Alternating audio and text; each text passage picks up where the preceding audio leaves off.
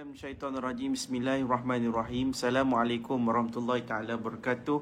Alhamdulillahirabbil alamin wassalatu wassalamu ala asyrafil anbiya'i wa mursalin wa ala alihi wa sahbihi ajma'in. Subhanaka la ilma lana illa ma 'allamtana innaka antal alimul hakim. Rabbi shrah li sadri wa yassir li amri wahlul 'uqdatam min lisani yafqahu qawli. Allahumma aftah alaina hikmataka wanshur alaina min khazaini rahmatika ya arhamar rahimin. Amin ya rabbal alamin. Alhamdulillah, syukur kepada Allah SWT kerana malam ini diberikan peluang kepada saya untuk live secara langsung di Facebook page saya, iaitu Fahmi Ramli, dalam sesi klinik guaman syar'i bersama TFR. Saya lah Tuan Fahmi Ramli, TFR. Dan kita dah mencapai minggu ke-13, yang mana kita start tahun 2022. Seperti yang saya selalu cakap setiap minggu, klinik guaman syar'i dibuat atas tujuan untuk menjawab soalan-soalan anda yang berkaitan dengan isu perundangan syariah especially. So anda boleh letakkan sebarang soalan. Saya akan cuba kongsikan jawapan yang mungkin anda perlukan. Tapi berdasarkan kepada had pengetahuan saya. Kalau di luar ataupun soalan yang mungkin saya tak dapat jawab tu, maka saya tak jawab lah. Tapi insyaAllah, so far banyaknya soalan saya menjawab. That's why ramai orang yang masih follow, yang masih nak tahu dan sebagainya. So inilah ruang untuk saya berikan peluang kepada anda untuk bertanyakan.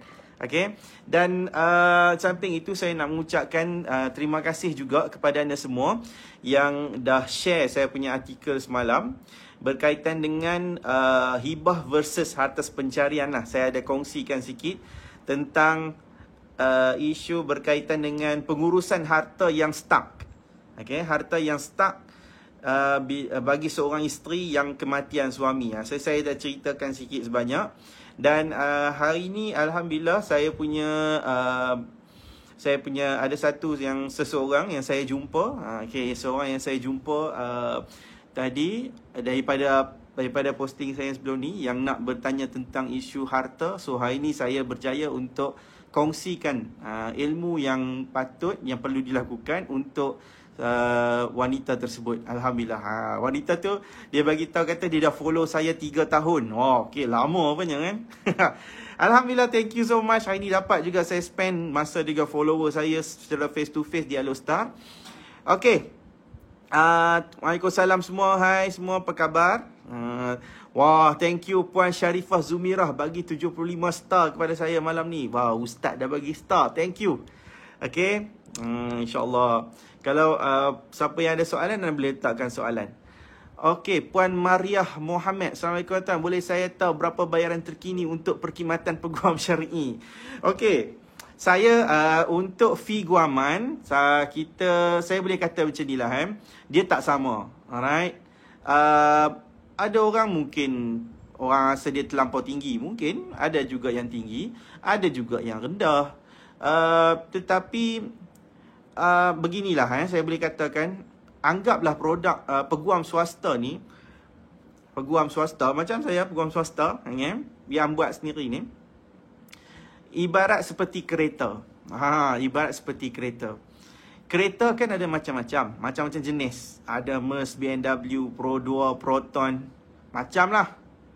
Hak Jepun, Korea, Malaysia, Jerman. So banyak. Setiap kereta harga berbeza kan. Macam tu lah.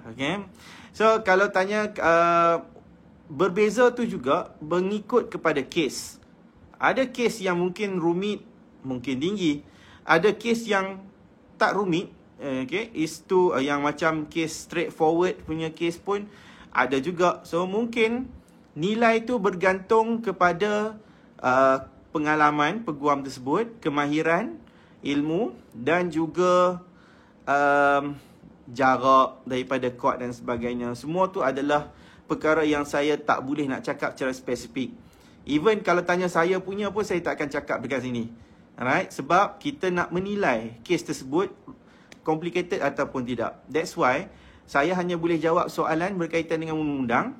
Tapi kalau untuk pelantikan peguam, untuk consultation secara private dengan saya, ada kos profesional yang kita akan tetapkan untuk kos consultation dan bagaimana open file, bagaimana dia punya proses dalam tempoh proceeding semua tu, yang tu kita akan terangkan. So kalau anda nak tahu berapa kos kita dan sebagainya, saya cadangkan untuk PM. Alright. Sama ada kalau kata rasa macam berkenan dengan Tuan Fahmi ni, anda boleh PM. Okay, tim kita akan bantu. Dan kalau katalah nak tanya orang lain pun sama juga. Kena tanya secara personal. Alright. Dia tak boleh tanya macam ni. Yang ni kita tak akan jawab. Okay.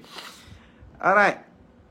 Natrah Rosli, Assalamualaikum Tuan. Waalaikumsalam. Sebelum ni Tuan banyak share soal cerai kepada followers Tuan. Yang ni bagus ni. Ni follower yang sangat setia ni. Dia tahu sungguh saya buat apa pun ni. Tetapi sekarang ni Tuan banyak cerita soal hibah. Kan? Saya dah kata dah. Ni orang yang jenis follow saya. Dia tahu apa saya selalu tulis, apa saya ni. So, sebelum ni memang saya banyak kongsi tentang cerai, jaga anak sebagainya. So, sekarang ni saya dah memperbanyakkan untuk menceritakan kepada anda, berkongsi dengan anda berkaitan dengan soal pengurusan harta. Okay? InsyaAllah bukan hibah semata-mata, tapi banyak juga isu yang lain. Adakah perkara ini banyak terjadi pada wanita di dalam mahkamah? Ya, puan. Okay? Banyak. Apa yang terlibat? Yang terlibat dengan berkaitan dengan harta, okay? Paling orang suka lah, paling orang yang nak tahu, nafkah. Bab nafkah antara benda yang paling banyak orang nak tahu. Harta kan? Sama ada nafkah anak, ataupun nafkah isteri, ataupun nafkah idah. Bab nafkah, bab duit. Orang nak tahu. Banyak isu tu berkaitan dengan wanita. Selain pada nafkah, isu apa lagi harta? Harta sepencarian. Selepas berlaku perceraian, sama ada cerai hidup ataupun cerai mati, isteri nak tuntut harta sepencarian. So, harta adalah isu yang selalu berada di mahkamah syariah yang dituntut oleh seorang wanita. Apa lagi? Isu pusaka. Isu pusaka. Bila berlaku kematian, seorang isteri ataupun wanita nak tuntut pusaka dan nak mendapat bahagian lebih dan sebagainya. Dan ada yang nak claim kata suami dia ataupun arwah suami membuat hibah. Okay, memberi hibah kepadanya. So, benda ni semua kena dibawa ke mahkamah syariah. Sama jugalah kalau kata laki pun. Laki kata, awak asyik suami je mati awak, perempuan tak mati. Perempuan pun mati juga. Isteri mati pun ada juga suami tuntut atas pencarian. Ada juga suami tuntut pusaka. Okay, so cerita tentang pengurusan harta ni adalah satu benda yang bukan baru. Okay, bukan baru yang saya kongsikan. Cuma saya nak memperbanyakkan. Sebab sebelum ni saya dah banyak cerita tentang cerai, berai dan sebagainya. So, start pada ni, insyaAllah dia akan cuba memperbanyakkan perkongsian kepada follower sekalian berkaitan dengan pengurusan harta. Sebab, salah satu sebab yang lain adalah, sekarang ni, saya adalah seorang ejen takaful, okay? Ejen AIA. Alright, saya adalah konsultan AIA.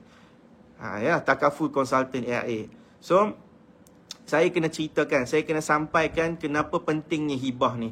Jadi, mungkin ada orang kata, Syed Hamzah. Tapi kalau siapa yang faham, siapa yang tahu, siapa yang ikut saya, anda akan faham nanti. Kenapa pentingnya benda ni. Alright? Salah satunya, yang seperti yang saya kongsikan dalam artikel semalam. Okay? Dan Tuan tak jawab soalan follower lagi. Pomade apa Tuan pakai sebab rambut sentiasa kemas?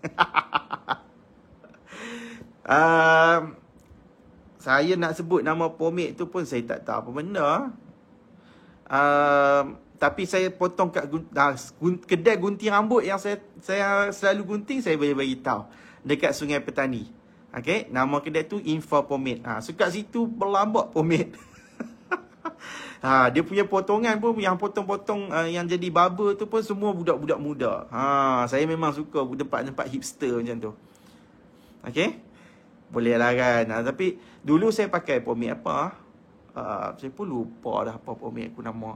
Time macam ni lah nak tanya pasal pomade.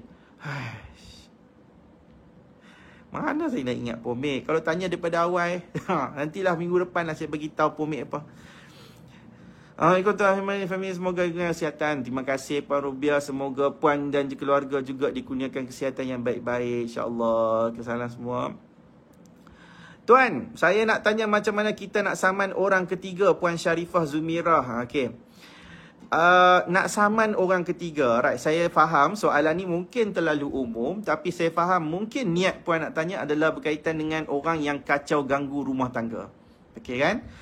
Maksudnya orang yang disifatkan orang luar, dia cuba kacau ganggu. Kalau tanya ni wanita, mungkin wanita lain kacau suami ke kan, ataupun seorang suami dia kata isteri dia dikacau oleh lelaki lain. Alright? So kita nak saman ataupun nak ambil tindakan kepada orang ketiga tersebut.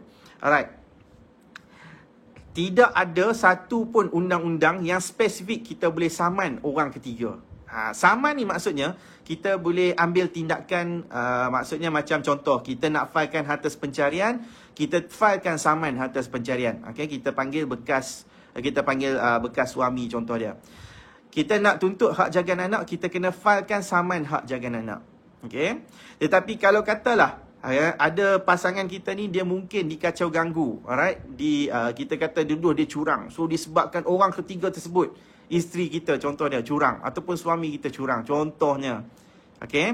Kita tidak ada satu pun, percayalah, tidak ada satu pun undang-undang yang boleh digunakan untuk saman. Tak ada, kita tak boleh saman, tak boleh nak heret macam tu orang macam tu. Tak ada. Tetapi apa yang ada dalam undang-undang adalah kita hanya boleh melaporkan. Alright, kita boleh melaporkan ke pejabat agama. Alright, bila ada kacau ganggu dalam rumah tangga, apa yang boleh dilakukan oleh seorang suami ataupun seorang isteri, kita hanya boleh melaporkan kepada pejabat agama untuk pejabat agama yang akan ambil tindakan, siasat, dan kalau ada kes, dia yang akan membawakan kes tu kepada pihak pendakwa. Dia ada dalam undang-undang iaitu sifatkan kacau ganggu rumah tangga. Okey, dia adalah salah satu jenayah. Jenayah dalam undang-undang keluarga Islam. Dalam undang-undang keluarga Islam dia bukan sekadar cerita cerai, bab jagaan, bab tu je. Jenayah keluarga pun ada juga. Apa contoh jenayah keluarga? Contohnya kahwin tanpa kebenaran kan, poligami tanpa kebenaran, lafaz cerai luar mahkamah. Ni macam ni lah, kacau ganggu rumah tangga. So benda ni semua apa yang kita boleh lakukan, kita hanya boleh laporkan sahaja. Sekali lagi, boleh apa? Laporkan. Kita hanya boleh laporkan kepada pejabat agama. Sebab itulah kuasa mereka, bukan kuasa kita. Kita tak boleh ambil saman-saman sebagainya. Okay? Kalau tak percaya, cuba tanya orang lain. Ada tak siapa-siapa pernah buat saman pihak ketiga? Saya percaya tidak ada lagi setakat ni. Untuk mahkamah syariah, tak ada lagi saman pihak ketiga ni. Nur Aslinda Ramlan. Salam Tuan Fahmi, salam. Okay. Saya telah bercerai dengan talak 1 pada 21/3/2022, Isnin lalu, baru lagi. Saya dan bekas suami PJJ atas tuntutan kerja. Bekas suami tinggal bersama dengan ibunya dan saya tinggal bersama adik lelaki dan ibu. Okay. Bekas suami tinggal dengan mak dia, saya tinggal sama dengan adik lelaki dengan mak. Okay. Adakah saya masih layak mendapat nafkah iddah? Jika layak dan andai bekas suami culas, bolehkah saya menuntut tunggakan nafkah iddah? Bagaimana caranya? Bolehkah saya mohon tunggakan nafkah yang bekas suami tak berikan kepada saya dari bulan Mac 2021 sehingga Mac 2022? Okey, baik. Soalan pertama, layak tak? Layak kalau kata tidak disabitkan nusyus.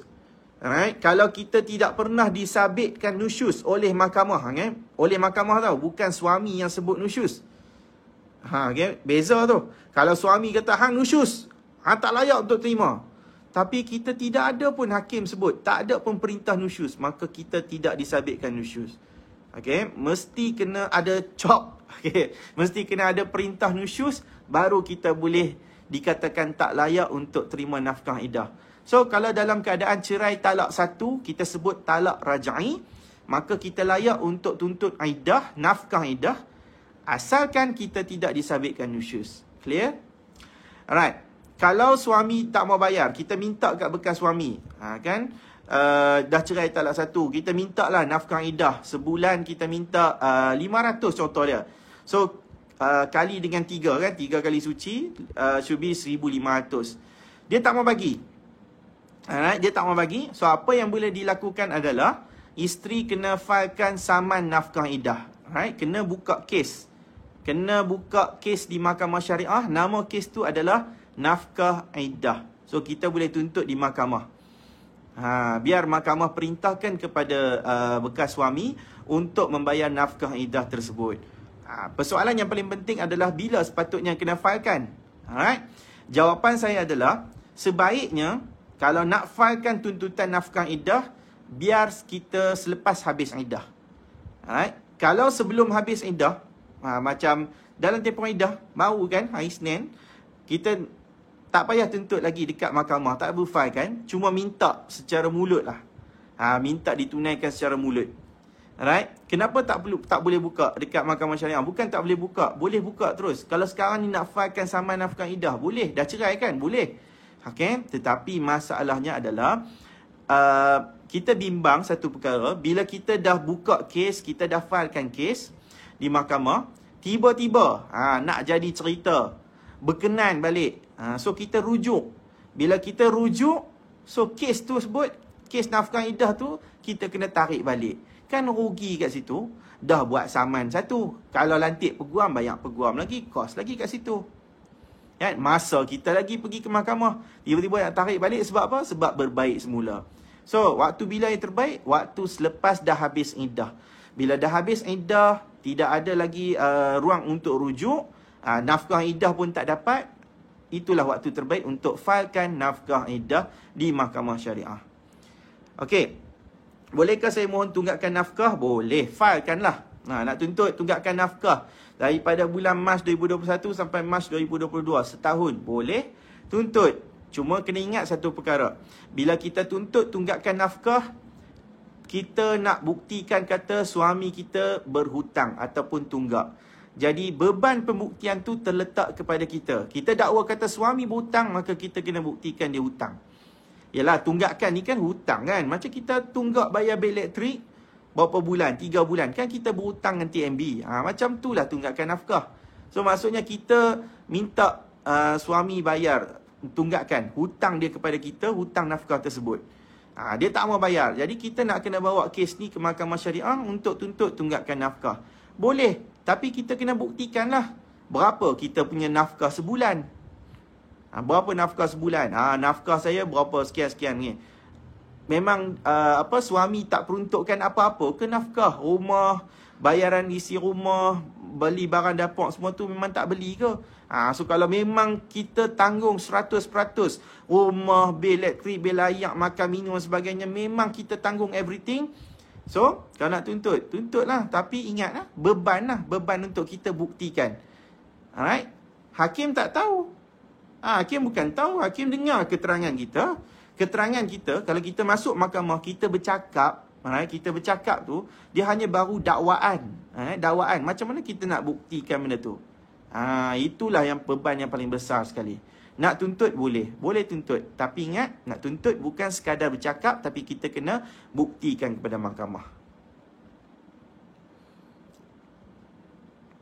Okey.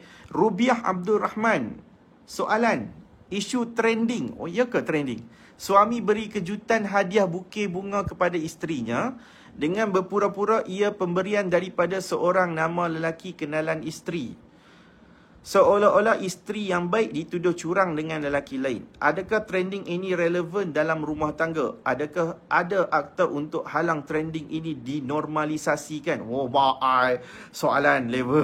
Okay. Alright. Yang ni saya percaya yang ni tak ada kaitan dengan undang-undang syariah.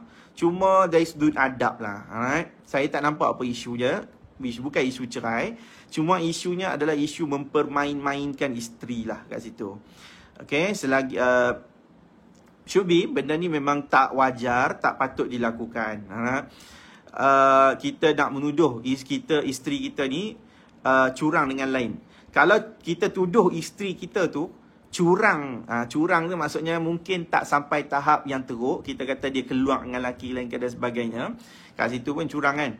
Tapi kalau niat suami tu, kita tuduh tu kata curang tu seolah-olah sampai tahap tuduh zina lah. Curang dalam arti kata tuduh zina tu. Yang tu bahaya. Alright? Yang tu nama dia adalah kita boleh disifatkan sebagai qazaf. Kita tuduh isteri kita berzina. Hati-hati. Alright? Apa kesan qazaf? dalam bab qazaf, tuduhan zina seorang suami ke atas isterinya dalam keadaan dia tidak ada 4 orang saksi lelaki. Bukan main-main. Jadi kalau tuduh qazaf ni, dia ada termasuk di dalam undang-undang jenayah syariah. Saya percaya dia adalah satu kesalahan yang berat, dan dalam masa yang sama dia akan menyebabkan proses tu sampai kepada proses cerai li'an. Hati-hati, right? Ingat, jangan kita tuduh curang tu semata-mata yang tu kita nak main-main. Okay? Sebab boleh jadi tafsirannya curang tu sampai tahap kita tuduh seseorang isteri tu berzina. Hati-hati, dia akan boleh jatuh kepada dosa qazaf tersebut. Okay? Adakah ada akta untuk halang trending ini? Halang satu akta tu tak ada. Okay? Tak ada pun satu undang-undang yang spesifik. Cuma kalau fitnah, kalau benda tu fitnah, mungkinlah kita, kalau tuduh tu takat kita macam tu saja, mungkin tak ada apalah kan. Tak ada, akan boleh ambil. Tapi kalau tuduh tu sampai memalukan, menyebarkan aib tersebut, walhal isteri tak buat, mungkinlah boleh ambil tindakan saman fitnah lah. Okay kan? Saman fitnah lah. Saman fitnah ni dia menyebabkan kerosakan kepada maruah diri kita.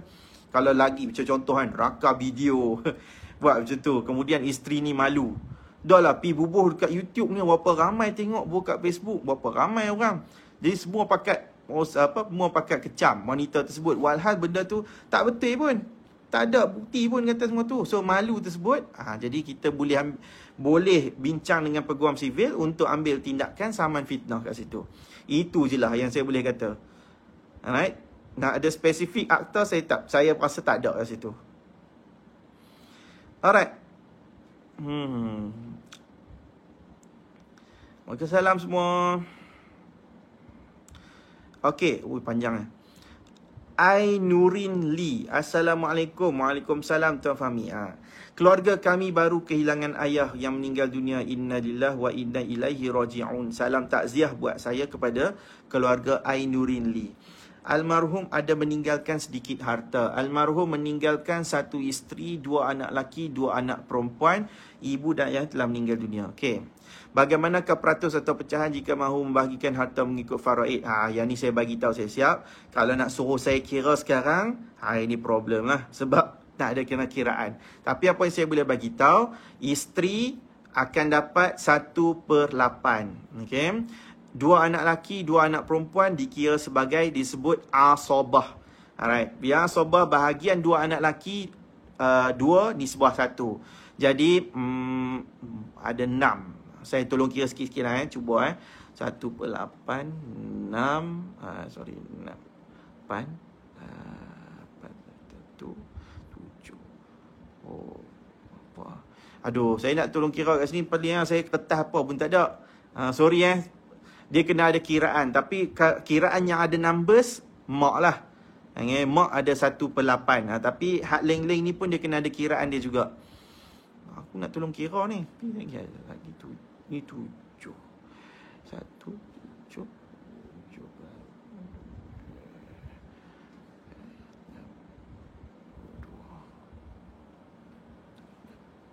Aduh, payahlah. Kertas tak ada ni. Kita nak bayang lah. Sorry, tapi itu je lah. Kalau nak tahu kiraan semua tu, boleh kira. Tapi bukan sekarang ni lah. Cuma kalau kata sekarang ni, kalau kita nak tahu, Google pun boleh. Sekarang ni dah ada kalkulator faraid dah pun. Anda try Google, tulis kalkulator faraid. Isikan je. InsyaAllah nanti dapatlah bahagian yang tepat tersebut.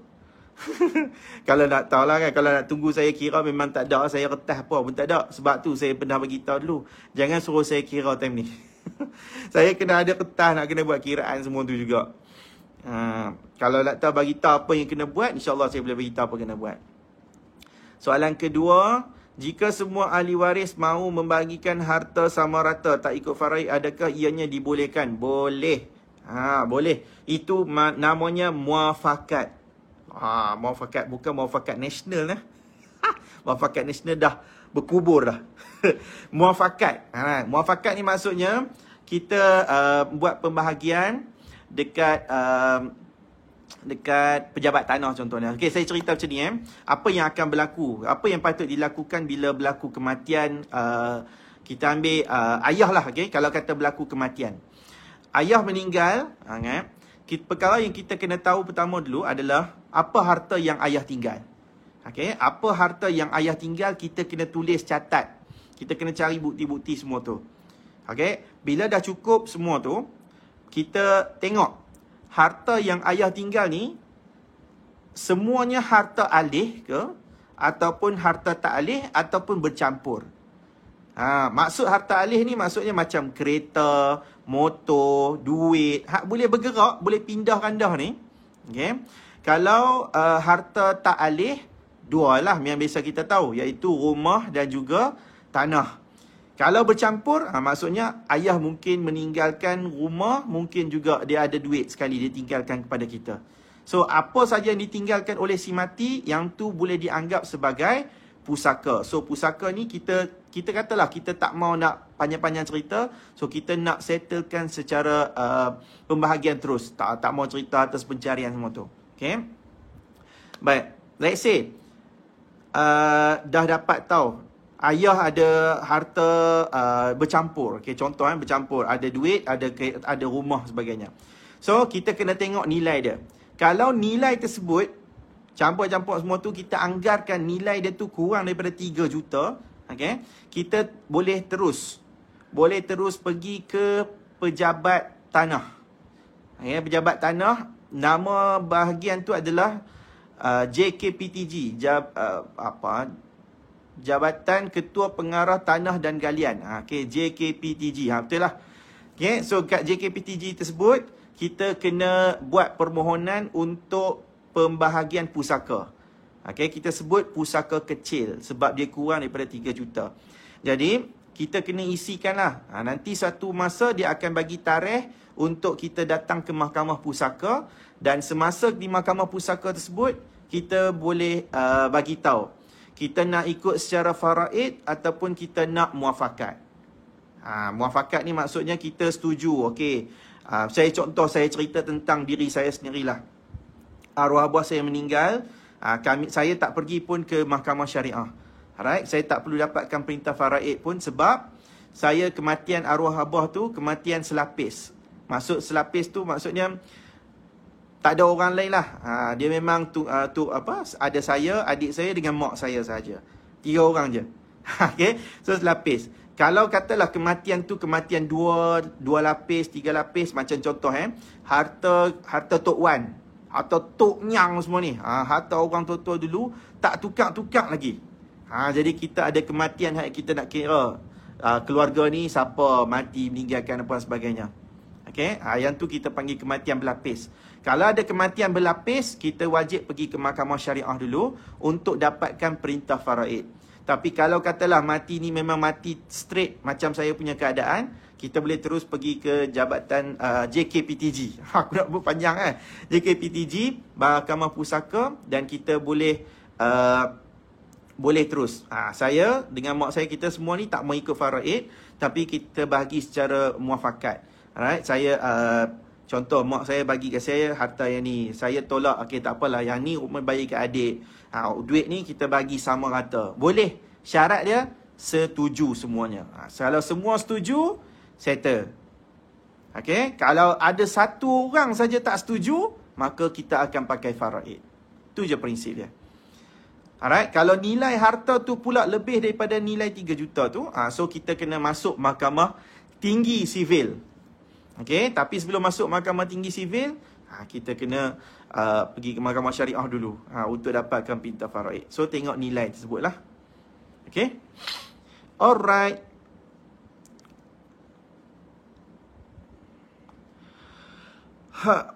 Hazirah Mansur. Saya sekali lagi, sorry. Saya ada satu lagi, lupa pula saya nak bagi tahu. Kalau katakanlah arwah si mati ni meninggalkan harta alih sahaja. Okay, harta alih sahaja, contohnya tinggal wang ringgit. Nilai tu pula kurang daripada 500,000 lah kita kata. Okay, so kalau kata ada nilai tu 500,000 sahaja contohnya. Betul? Kalau tak berubah, masih sama 500,000 lah. Alright. Kita kena masuk ke amanah raya. Tapi sebelum ke amanah raya, kita kena dapatkan perintah faraid daripada mahkamah syariah. Okey, dah dapat perintah maraid daripada Mahkamah Syariah, baru kita bawa perintah tersebut dan juga segala dokumen yang ditinggalkan tu, nilai yang kurang daripada 500,000 untuk harta alih, kita pergi ke amanah raya. Apa biasa tengok kan, banyak kat tepi jalan tu, tapi tak banyak dia. Setiap negeri tu ada lah amanah raya. Okey, so amanah raya untuk uruskan harta-harta yang harta alih lah kita sebut. Okay. Alright, Hazirah Mansur.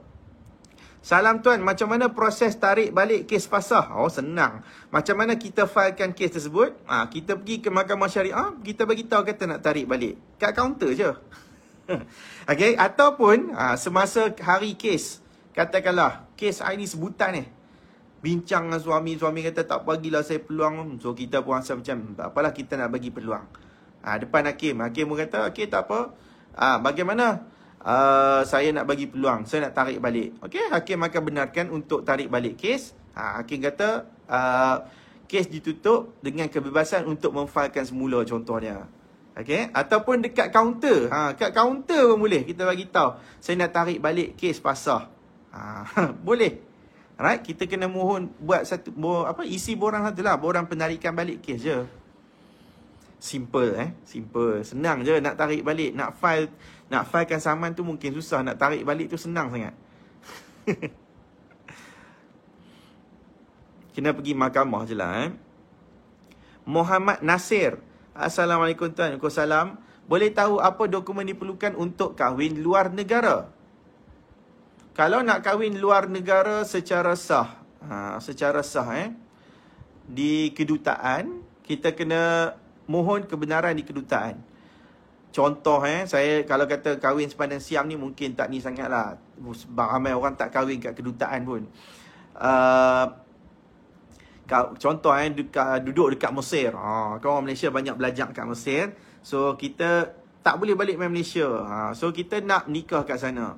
Jadi kita kena mohon kat kedutaan untuk berkahwin.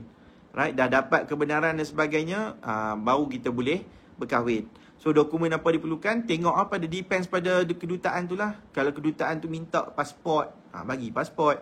Apa lagi? Nak minta HIV test, buat HIV test.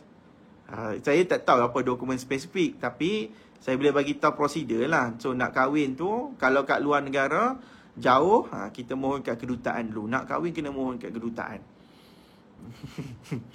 Okey, Guru, jawapan tu. Liana Jazmi, salam tuan. Salam. Macam mana nak tuntut nafkah yang dah hampir 15 tahun? Kena ke mahkamah ke macam mana? Tuntut nafkah yang dah hampir ni. Nafkah apa? Nafkah kepada siapa? Nafkah kepada diri kita sebagai isteri ke? Nafkah kepada anak ke? Kalau katalah anak yang dah umur 15 tahun nak tuntut, boleh tuntut lagi. Boleh tuntut bagi pihak dia. Sebab umur anak 15 tahun tak boleh filekan kes sendiri lagi.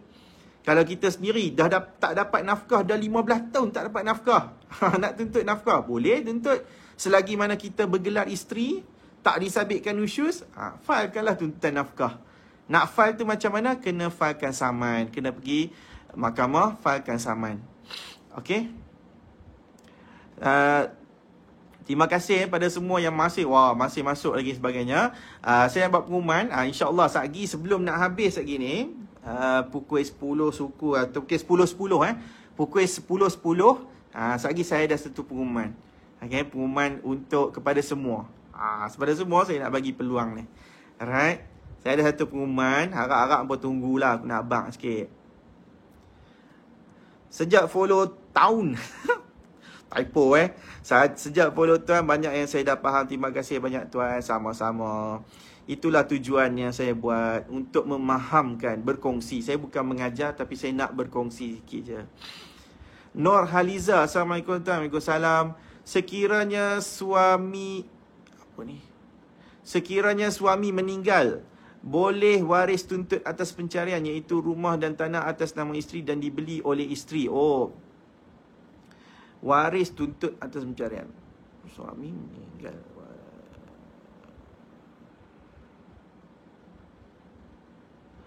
Macam suami meninggal, siapa yang nak tuntut? Siapa ni? Kira suami meninggal, waris tuntut atas pencarian rumah atas nama isteri. Oh, so nak tuntut on behalf kepada suami tu kot.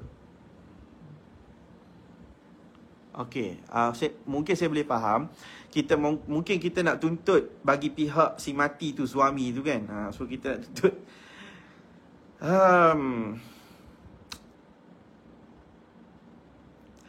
Kalau tak silap saya, tak boleh, right? Nak tuntut bagi pihak tersebut.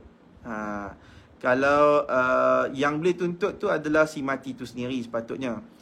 Cuma kalau katalah kita nak sambung, contoh suami dengan isteri ni berpisah, bercerai. Okay? Kemudian si suami ni tuntut harta atas pencarian ke atas isteri dia. Okay? So contoh tuntut tersebut. So tengah pula dalam proses kes ni nak bicara sebagainya panjang, tiba-tiba meninggal. Kalau meninggal, waris tu boleh sambung. Boleh tuntut, boleh sambung bagi pihak untuk bagi keterangan sebagainya. Okay, kena buktikanlah tentang ni atas pencarian semua tu. Alright? Tetapi kalau katalah suami ni meninggal, kena kita nak filekan atas pencarian, tak boleh yang tu. Okay, setahu saya lah tak boleh yang tu. Kalau sambung tu boleh.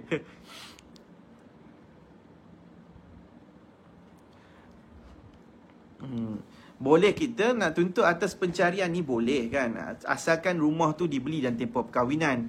Cuma bila rumah harta yang dibeli oleh isteri dalam tempoh perkahwinan, memang yang tu atas pencarian.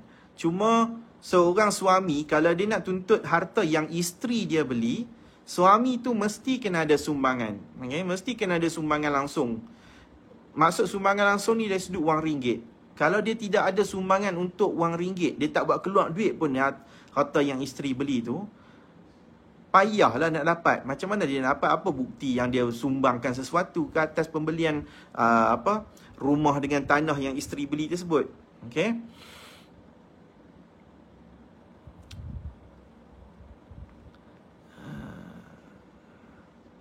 Kak Kia, hebat dah Tuan Fahmi sekarang ni. Hebat apa Kak Kia? Macam ni lah. Sama je daripada dulu, macam ni je. Makin handsome. Syok sendiri. Okay, Junedah. Assalamualaikum, Waalaikumsalam. Sebuah rumah atas nama suami sebagai harta pencarian. Atas sebuah rumah, okay. Mahkamah perintahkan bahagian 50-50. Okay. Bagaimana nak dapatkan bahagian saya, defendant, jika plaintiff mendiamkan diri? Okay, very good question. Yang kedua, mahkamah putuskan plaintiff kena bayar kos pada defendant. Nak tahu cara buat tuntutan? Okay, baik puan. Bila dah ada perintah 50-50 tersebut, kita tengok dalam perintah tu apa arahan. Okay, kalau standard punya arahan ataupun perintah yang ada dalam harta pencarian punya perintah tu, mahkamah akan kata mahkamah isytiharkan rumah tersebut sebagai harta pencarian. Yang kedua, mahkamah perintahkan untuk harta tersebut dijual, bahagian plaintiff 50, bahagian defendant 50. Mahkamah perintahkan yang ketiga, rumah tersebut hendaklah dijual dan dibahagikan mengikut kadar yang telah ditetapkan dan selepas berlaku penolakan hutang. Maksudnya baki bersih baru bagi 50-50. Okey. So kalaulah ada mahkamah sebut kata dijual dan dibahagikan mengikut kadar, alright, si suami contohnya tak mau jual. Jadi si isteri kata aku nak hak aku. Jadi kita pun boleh cari buyers, boleh cari pembeli untuk jual rumah tersebut. Yalah, sebab kalau kita nak tunggu dia jual memang taklah kan. Jadi kalau katalah dia tak mau jual, alright, kita boleh cari pembeli lah, cari pembeli untuk beli rumah tersebut. Kalau dia kata dia nak rumah tu, maka dia kena bayar bahagian rumah tersebut. Kalau tidak, kalau dia tak mau bayar, dia tak ada duit ke, then rumah tu kenalah dijual. Jadi kita boleh jual, kita boleh cari pembeli untuk jual sebab ada perintah mahkamah. Tapi contoh nak jual. Nak jual contohnya.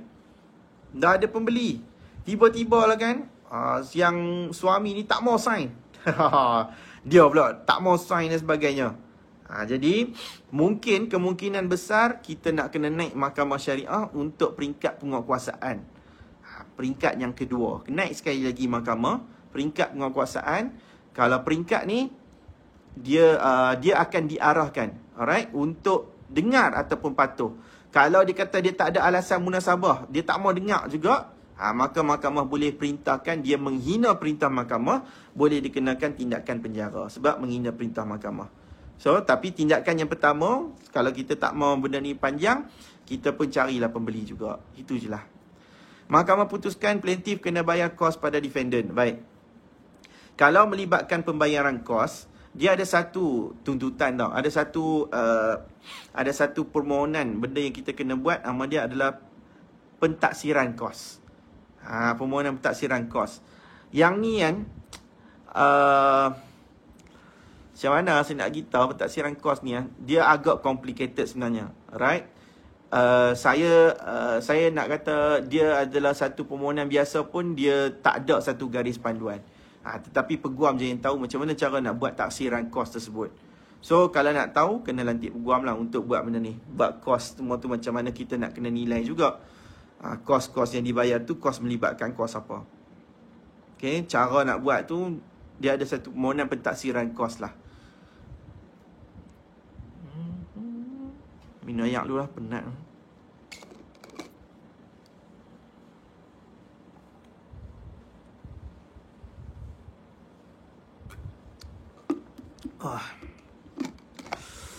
Oh, thank you apa semua no. Oh, ramai orang masuk malam ni. Munirah Draman. Assalamualaikum Tuan Fahmi. Waalaikumsalam. Nak tanya, ada beza tak jika perempuan atau lelaki yang pergi mahkamah untuk minta perceraian? Okay. Question bagus, simple dan benda ni selalu orang tanya juga sebenarnya. Okay, Puan Munirah, macam ni. Dua-dua, kalau suami nak minta cerai ke ataupun isteri yang filekan cerai ke, tak ada isu sebenarnya. Alright, tak ada isu. Dua-dua, yang penting tu adalah setuju ataupun tidak aja. Kalau suami yang filekan cerai, isteri pun setuju untuk cerai, maka selesai. Bolehlah cerai sebab suami ada kuasa talak. Dia yang nak ceraikan kita, dia filekan cerai, okay, fine. Dia boleh filekan cerai. Kalau isteri yang filekan cerai, suami jadi orang yang nak kena datang, yang ni selalu dia kadang-kadang ada masalah. Iaitu suami tak mau lafaz cerai. Bila suami tak mau lafaz cerai, yang ni proses dia agak complicated sebenarnya, saya boleh bagi tahu. Alright, sebab kuasa talak masih ada pada suami. Mahkamah tak boleh lafazkan talak kepada kita. Alright, mahkamah ataupun hakim hanya akan menjadi pendengar dan memutuskan tentang lafaz tersebut sahaja. Okay, so itu beza dia kat situ. Alright, dari sudut yang kedua, dia boleh ada kesan yang seterusnya lah, iaitu kalaulah seorang suami yang filekan perceraian, isteri, okay, isteri tak setuju, contohnya isteri tak setuju nak ceraikan, so suami boleh ceraikan, alright, boleh ceraikan juga, tetapi dia tak boleh letakkan syarat. Kalau isteri yang filekan cerai, right, suami cakap aku boleh ceraikan, tapi dengan syarat. Suami boleh letak syarat. Apa syarat yang wajar? Contoh syarat yang relevan untuk kes mahkamah rendah macam cerai ni, dia boleh letak syaratnya adalah hang jangan tuntut nafkah iddah mut'ah dengan nafkah tertunggak. Kalau setuju, boleh dapat cerai. So isteri kata saya setuju, tak kisah asalkan dapat cerai je, contohnya. So selesailah. So suami boleh letak syarat. Tapi kalau suami yang filekan cerai, dia yang nak cerai, kemudian dia nak letak syarat, itu tak boleh lah. Hang nak cerai kot, hang yang filekan cerai, tiba hang nak letak syarat, tak nampak lah cantik kat situ. Unless kalau kata si isteri ni pun setuju, tiba-tiba je kan isteri ni setuju nak letak syarat, walhal dia tu datang untuk dengar je. Dia tak boleh nak letak lebih-lebih. Okay, katakanlah kan, satu lagi, kalau katalah suami yang filekan perceraian, tak kisahlah, mungkin sebab perceraian tu adalah disebabkan isteri. Contohnya kan, contohlah, na'uzubillah saya tak tahu berlaku kepada siapa ni. Contohnya si isteri ni curang. Okay, dia gaduh kami teruk ni. Teruk kami. Kemudian, suami dia nak ceraikan. Suami dia filekan perceraian di mahkamah. Kalau filekan perceraian di bawah Seksyen 47, okay, kita hanya akan tengok yang alasan tu adalah alasan cerai tu tak sepahaman saja. Okay, sebab dalam perintah kes tu, dia tidak akan ada perbicaraan kes Seksyen 47. Dan kita tidak akan tengok pun alasan perceraian ni nak dimasukkan dekat dalam perintah tersebut. Hanya ada perintah cerai sahaja. Jadi, kalau katalah berlaku perceraian, dah suami fakan cerai, suami lafaz cerai depan hakim, rekod perceraian tersebut, katakanlah isteri tu habis iddah, isteri tu nak tuntut nafkah iddah. Boleh tak? Boleh. Nak tuntut apa? Mut'ah? Boleh. So, sebab tidak ada syarat yang menghalang isteri tersebut untuk menuntut. Untuk menuntut hak dia. Okay? Walaupun mungkin perceraian tu berpunca, mungkin isteri tekan dan sebagainya, tapi disebabkan suami yang filekan, tak ada apa-apa syarat semasa nak cerai tersebut, maka isteri tu boleh tuntut hak dia seperti nafkah iddah, mut'ah dan juga nafkah tertunggak selepas cerai. Okay? Itulah antara perbezaannya. Oh, saya dari Sarawak. Wow, Sarawak jauh tu Rasmawati Abdul Majid. Assalamualaikum tuan. Waalaikumsalam. Jika suami buat taklik talak 3, kalau dia curang lagi jatuh talak 3. Hakim kata kalau panggil bos dengan panggilan sayang pun boleh jatuh talak. Boleh tuan terangkan perbuatan yang macam mana boleh dikatakan curang? Terima kasih. Matilah mana saya nak. Tafsiran tu besar sangat curang ni. Tak ada spesifik Saya tak ada benda yang saya boleh kata spesifik. Curang ni macam mana? Macam-macam tafsiran ada. Okey. Tapi apa yang saya boleh bagi tahu, kalau taklik talak ni, right, maksudnya suami meletakkan cagaran talak tersebut atas satu benda. Okey, dia kata kalau aku curang jatuh talak 3, contoh dia ke atas Okey. Baik. Kalau kes macam ni berlaku, yang ni kes dia di mahkamah syariah adalah kes pengesahan lafaz cerai luar mahkamah. Okey, pengesahan lafaz cerai luar mahkamah. So, kalau pengesahan lafaz cerai luar mahkamah, kita nak kena tahu tentang lafaz taklik talak tersebut bagaimana. Berapa? Ditujukan kepada isteri ataupun tidak. Suami yang lafaz ke ataupun orang lain yang lafazkan. Kena ada tahu benda tu. Alright, dan kemudian curang. Curang yang macam mana? Kita nak kena tahu melalui niat suami. Kalau dia curang lagi, maksudnya curang lagi, curang macam mana? So suami tu nak kena elaboratekan. Kena pakai pengakuan suami. Kalau suami kata curang tu maksudnya dia isteri saya berzina dengan lelaki lain, baru dia jatuh talak. So kat situ. Kalau dia kata curang tu isteri saya keluar dengan lelaki lain. Contoh dia. Alright? Itu dia punya pemakaian dia. Kalau dia tidak dispesifikkan, maka kita pun tak tahu macam mana curang tersebut. So dia bergantung kepada pengakuan ataupun niat suami tu. Curang yang bagaimana? Aduh. Sakit pula.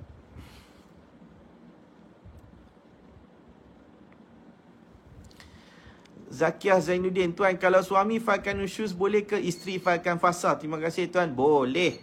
Alright, boleh.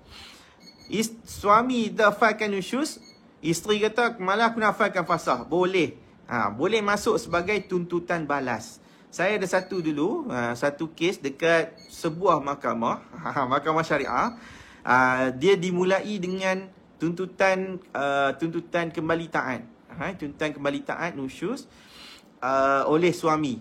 So si isteri ni, kita filekan, saya mewakili isteri, kita dapat kes tu, kita buat pembelaan untuk tolak nusyuz, dan dalam masa yang sama kita buat tuntutan balas. Tuntutan balasnya adalah kita mohon fasah. So semasa proses bicara, kita dengarlah cerita tentang tuntutan nusyuz tu dulu. So lepas dah habis tersebut, masuk peringkat keterangan kita defendant, kita cerita pula pasal fasah. Kenapa kita tuntut fasah sebagainya? Okey?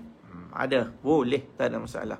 Sebab dalam satu isu, iaitu isu apa? Isu cerai. Nusyus ni dia ada kaitan dengan cerai lah kan. Ada kaitan dengan nafkah. So, ada satu, kita panggil apa? Dalam satu role lah, dalam satu dia punya cerita juga sebenarnya. Mas Atika, Assalamualaikum tuan. Waalaikumsalam. Kalau berkahwin dengan perempuan Indonesia dekat Malaysia, tapi tak berdaftar, dan bila ada anak, anak boleh dibin atau bintikan atas nama bapa. Nikah dah lebih 20 tahun dan isteri yang warga Indonesia pun dah meninggal pada 2017. Okey.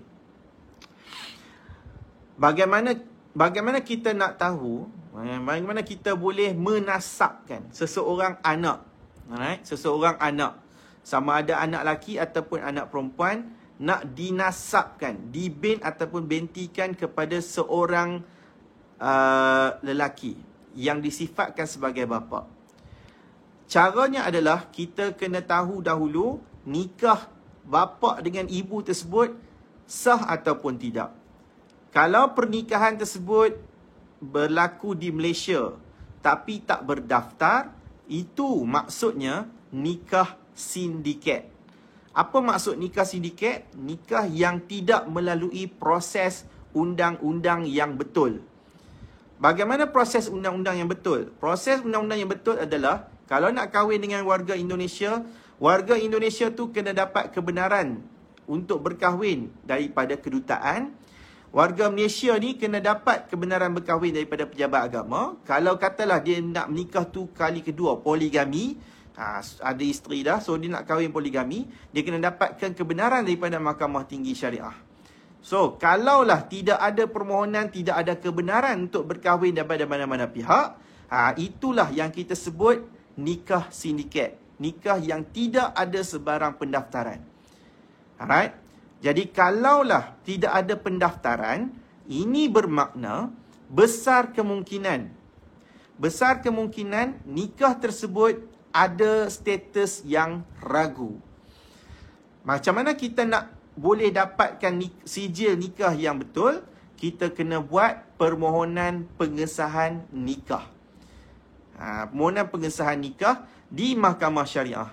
Kalau pasangan pengantin suami isteri ni, dia single dengan single, alright? Anak dara ke, janda ke, kahwin dengan duda ataupun kahwin dengan bujang, lelaki bujang.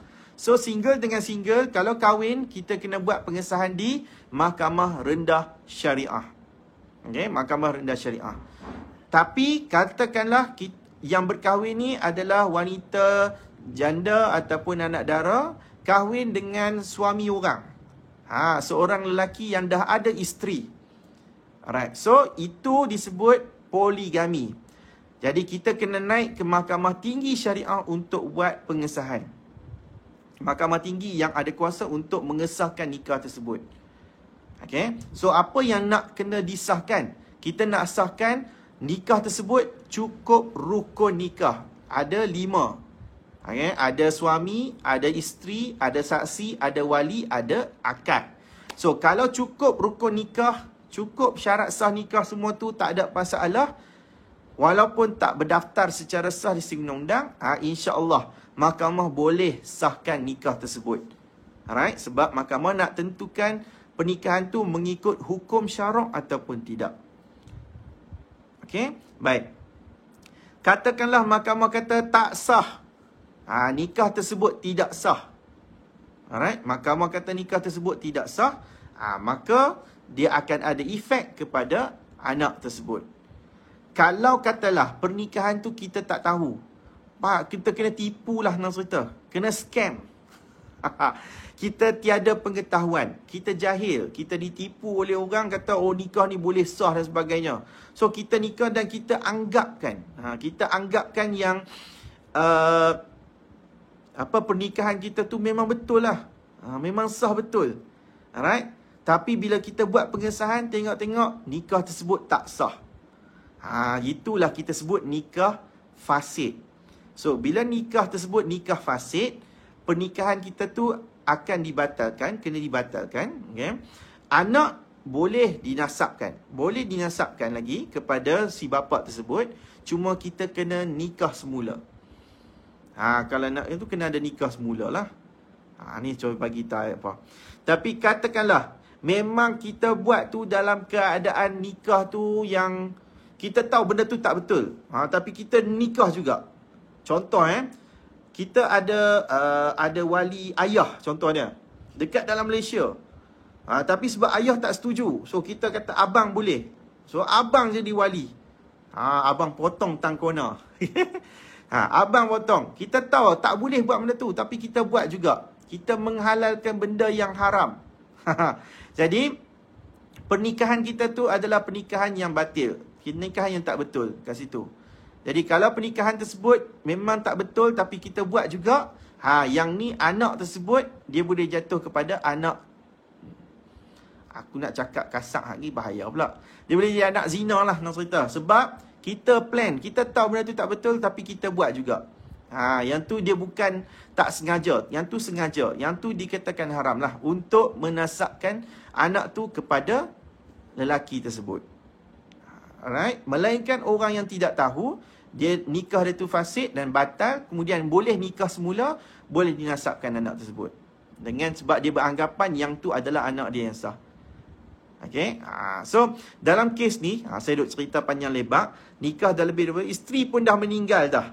Okay, kalau dah meninggal dah, yang ni tugas siapa-siapa lah waris kena buktikan dia adalah kena buat pengesahan nikah lah. Kalau kata nak mengesahkan nikah tersebut.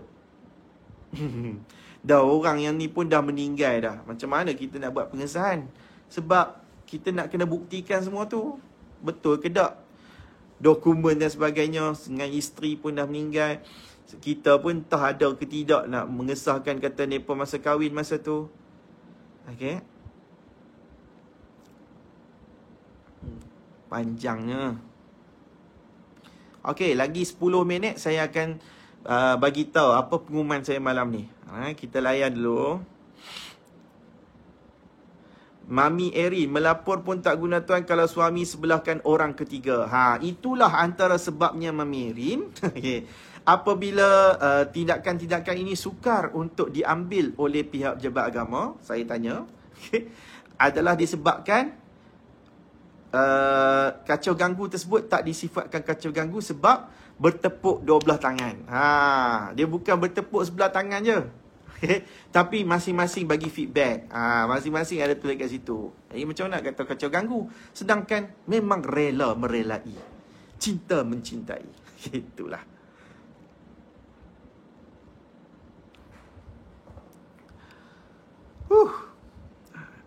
Raziah Muhammad Dahlan. Assalamualaikum tuan, nak tanya aku salam. Apa pendapat dan penjelasan tuan? Saya dah dapat tarikh untuk proses suluh bagi tuntutan hak jagaan anak dan bekas suami pun dah terima saman tersebut. Okey. Bekas suami bertindak stop bagi nafkah anak yang sebelum dia tak pernah tak bagi. Apa perlu saya buat sebab bekas suami cakap kat anak kalau nak apa-apa untuk plan sekolah ke minta kat ibu sebab ibu buat tuntutan RM 50K nanti abah bagi 1 juta.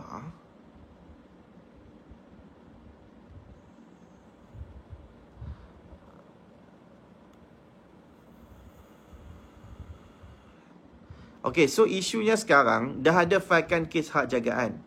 Okey, kes jagaan lah kan. So sekarang ni isu yang paling besar adalah suami stop bagi nafkah anak. So kalau dia tak bagi nafkah anak, apa kita boleh lakukan? Melainkan tuntutlah dekat nafkah anak tu dekat mahkamah syariah. Itu je lah jalan dia. Okay, kita nak minta mahkamah yang perintahkan.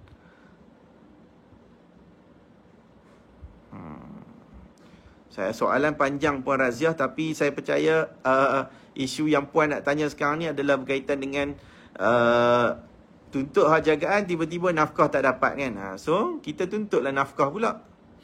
Tu je lah. Kalau tak mau tuntut dekat mahkamah, minta secara direct dengan dia. Dia kata, kalau katalah dia tak mau bagi juga, tak ada jalan lain lah, mahkamah lah kita kena tuntut. Suluh ni adalah proses untuk nak berbincang lah.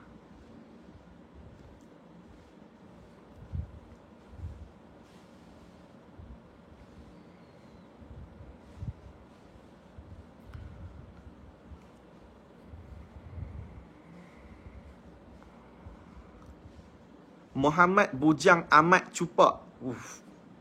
Nak tanya bab tanah Felda. Oh, selepas mak ayah meninggal. Ceritanya ayah meninggal pertama, kemudian mak selepas ayah meninggal kami adik-adik pakat bagi ke mak.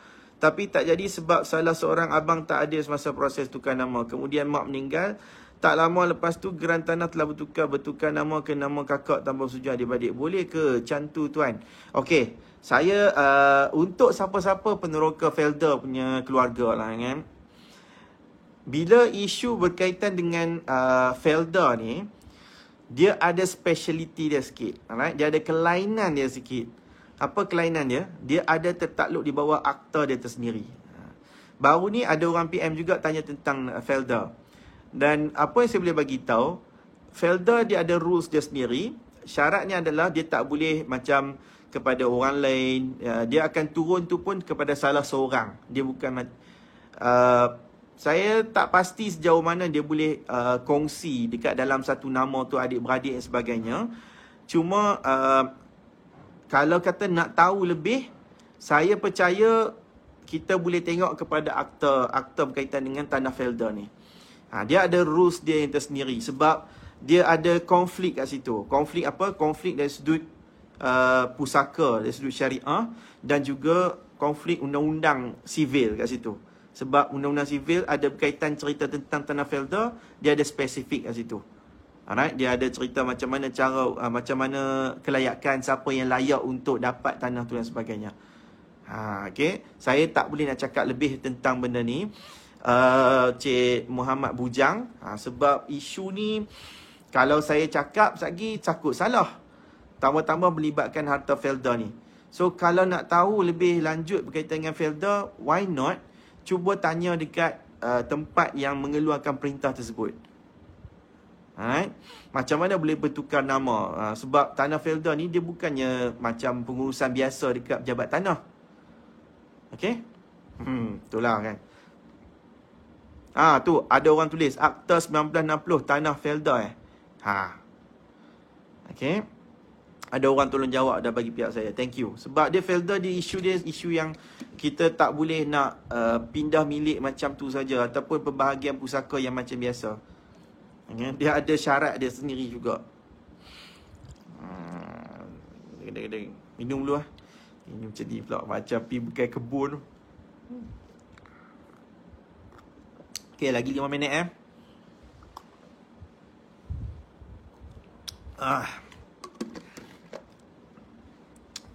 Nuri Syah. Tuan, kalau saya katakan ada hakim yang tidak mahir membuat keputusan yang adil, adakah tuan setuju? Saya tak mahu jawab soalan ni.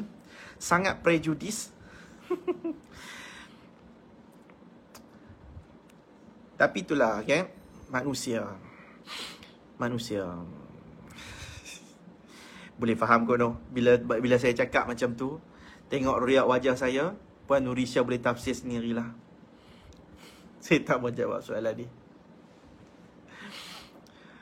Suami saya tinggalkan saya tanpa bagi tahu apa-apa. Dah lebih 4 tahun tanpa bagi nafkah pada saya dan anak-anak. Apakah status saya sekarang? Status puan masih lagi suami isteri lah. Puan masih lagi suami. Masih lagi isteri. Okay? Masih lagi isteri. Sebab tidak ada lafaz cerai. Tidak ada surat cerai. Maka kita masih lagi dianggap sebagai isteri. Melainkan ada surat cerai tentang rumah contohnya. Suami kita filekan kat tempat lain ke kita pun tak tahu. Tiba-tiba dapat sijil cerai saja. So, maksudnya baru kita tahu kita diceraikan. Tapi, kalau yang ni lah kita sebut sebagai nikah tak gantung tak bertali ni. Ya? Dah tinggal lama. Nafkah pun tak dapat. Anak-anak pun kita tanggung sebagainya. Right? Inilah disebut gantung tak bertali. Jadi bila gantung tak bertali ni, itulah tugas kita. Apa yang kita nak? Tanya, tepuk dada, perut, tanyalah diri sendiri, apa yang kita nak sebenarnya? Kalau kita rasa kita nak bersabar, maka teruskanlah bersabar. Bersabar menantikan kepulangan. Tapi anda kata kita dah tak mampu menantikan kepulangan, maka renung-renungkanlah. Zanizan Zakaria. Assalamualaikum. Salam tuan. Saya nak tanya bab nafkah anak. Saya menjaga 2 anak saya. Bekas isteri sudah berkahwin, tapi bekas isteri minta nafkah anak. Boleh tuan jelaskan? Tuan, saya menjaga 2 anak saya. Bekas isteri sudah berkahwin. Okey, kalau seseorang bapa jaga anak, anak di bawah jagaan dia. Okey. Anak bila di bawah jagaan seseorang bapa, maka tak ada sebab lagi lah kenapa ibu nak tuntut nafkah anak. Sebab kalau ibu tuntut, seorang bekas isteri tuntut nafkah anak, maksudnya anak duduk dengan dia. Okay, tu formula dia. Kalau katalah anak ni duduk dengan mak. Mak tu kan, mak betul yang jaga anak tersebut. Dia mungkin boleh tuntut juga bagi pihak. Bagi pihak anak. Tak ada masalah. Yang penting tu kita kena tahu. Anak ni duduk dengan siapa? Dengan bekas isteri ke dengan bekas suami? Kalau bekas suami ataupun bapa yang jaga anak tersebut, maka tak perlu ada kes nafkah anak. Sebab bapa tu yang tanggung. Tapi kalau anak tu duduk dengan bekas isteri, maka bekas isteri tu tuntut nafkah anak. Dia bukan tuntut untuk diri dia, tapi dia tuntut untuk anak tersebut. Dia hanya mewakili anak sahaja. Okay. Tengok jaga pelik juga dia. Kita jaga 2 anak kita. Maksudnya anak tu di bawah jagaan penuh. Kalau di bawah jagaan penuh, maka apa point lagi kalau tuntut nafkah anak?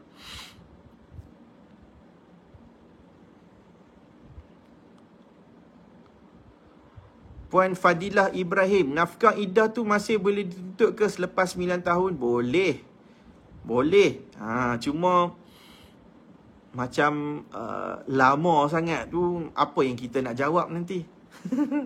Saya ada satu kes lama. Lama sangat. Lepas dah berkahwin dengan orang lain, dah cerai, kahwin dengan orang lain, cerai, kemudian tuntut nafkah iddah dengan mut'ah ni dekat bekas suami yang pertama. Apa tahun? Panjang lah tu. Boleh dapat. Masih lagi dapat. Alright? Tetapi kena ada alasan munasabah. Munasabah lah. Kenapa 9 tahun? Awak lama sangat. Sebab kita nak tahu jugalah. Macam kita punya situasi, dia tidak ada pengetahuan.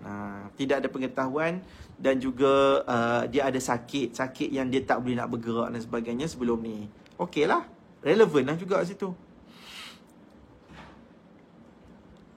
Okey, alright.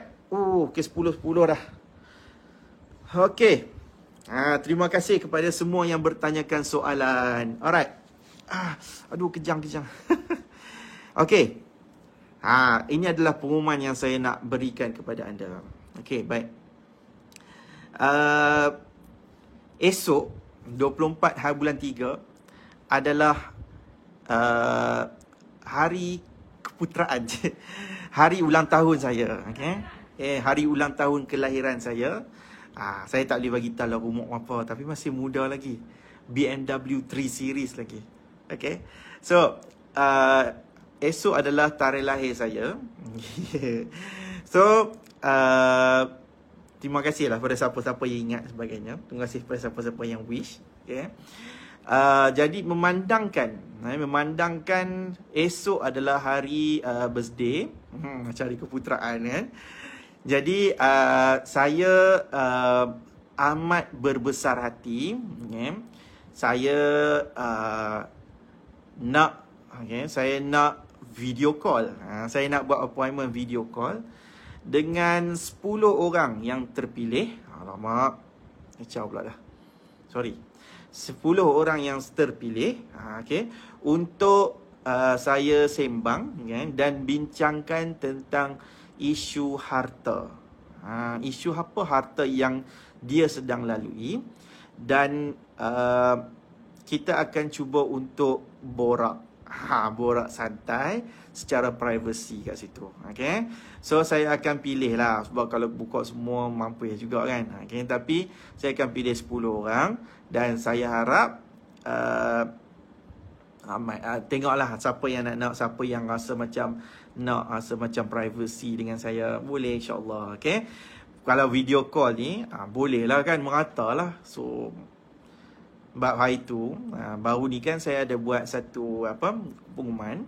Saya bagi tahu, kata saya nak jumpa secara face to face dengan follower yang mungkin berada 5 orang follower yang bertuah untuk bincang tentang isu harta yang berada di Kedah dengan Pulau Pinang. Macam tadi saya ada jumpa dengan satu follower yang bertuah yang di Alok Start. Okey. Esok dekat Penang. Macam itulah. Tapi saya tengok ramai juga yang kata, tuan awak tak buat orang macam dekat negeri lain dan sebagainya. Bukan tak ada, tapi jauh sangat. Tapi memandangkan kita sekarang ni dah boleh video call, line pun saya cantik pun semua kan, line pun okey. So saya pilih untuk kita buat video call dan saya akan pilih 10 orang. Alright. Untuk saya sembang santai, untuk saya guide dan sebagainya, apa-apalah kita cuba untuk bincangkan. Dan saya akan letak satu borang, okay, borang Google Form. Nanti anda boleh letak, anda boleh tengok dekat page. Siapa yang berminat, insyaAllah, okay, isi borang tersebut. Okay, nanti kita akan setkan appointment. So anda tulislah apa maklumat yang saya minta tersebut, apa maklumat yang tim kita minta, dan kemudian kita akan PM anda untuk setkan appointment. Tapi biasanya bukan waktu pagi. Sebab pagi ni biasanya saya dekat court. Saya ada di mahkamah. Di mahkamah ni macam mana nak call apa? Okay, so petang lah, biasanya petang. Alright. So itu adalah pengumuman saya. Saya boleh lah kan. Kita tak, saya nak apa? Saya suka memberikan sesuatu pada hari lahir berbanding saya menerima. Saya suka menjadi banyak pemberi berbanding menerima. Itulah. Bolehlah sikit-sikit. Inilah hadiah yang saya boleh bagi kepada hampa kan. Hampa semua kan ada banyak soalan. So siapa yang dah sebelum ni saya dah set, insya-Allah kita akan jumpa lagi. So tapi yang ni 10 orang ni 10 orang yang barulah saya harap. Okay. Alright, itu saja daripada saya, Fahmi Ramli. 10 suku dah. Thank you so much. Saya ada meeting pula malam ni. Ni pukul 10 suku ni aku ada meeting tau. Meeting di video call dengan saya punya bos takaful saya untuk saya bincang sikit. So kalau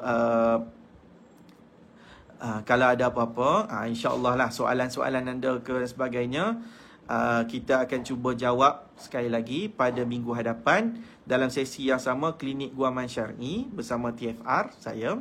Dan jangan lupa pada hari Ahad macam biasa, Ahad malam Isnin kita ada live sekali lagi, live untuk saya menerangkan satu isu, apa yang saya rasa topik yang saya nak bubuh. Lepas tu anda boleh letak soalan, okay? Macam tu jugalah. Cuma pendek lah masa untuk jawab soalan. So hari Khamis macam biasa, hari Rabu malam Khamis. Jadi Rabu malam Khamis ni adalah untuk saya jawab soalan saja. Okay? Terima kasih untuk soalan-soalan hampa semua tu. Saya mengucapkan terima kasih. Dan anda kata ada salah dan silap, saya mohon ampun dan maaf untuk malam ini. Saya doakan anda semua berada dalam keadaan sihat sejahtera, dalam keadaan terlindung daripada wabak dan sebagainya. Okay. Alright, itu saja daripada saya, Fahmi Ramli. Yang baik tu datang daripada Allah, yang buruk ataupun kesilapan banyak tu semua datang daripada diri saya sendiri yang lemah ini. Okay. Itu saja daripada saya. Terima kasih semua. Terima kasih kerana menceriakan saya pada malam ni. Terima kasih sebab semua yang mengucapkan selamat hari lahir kepada saya tersebut. Minta maaf kalau ada soalan-soalan yang tak sempat saya jawab. Nanti jangan lupa masuk awal. Okey, itu saja. Terima kasih. Syukran jazilan. Assalamualaikum warahmatullahi taala wabarakatuh. Jumpa lagi. Bye bye.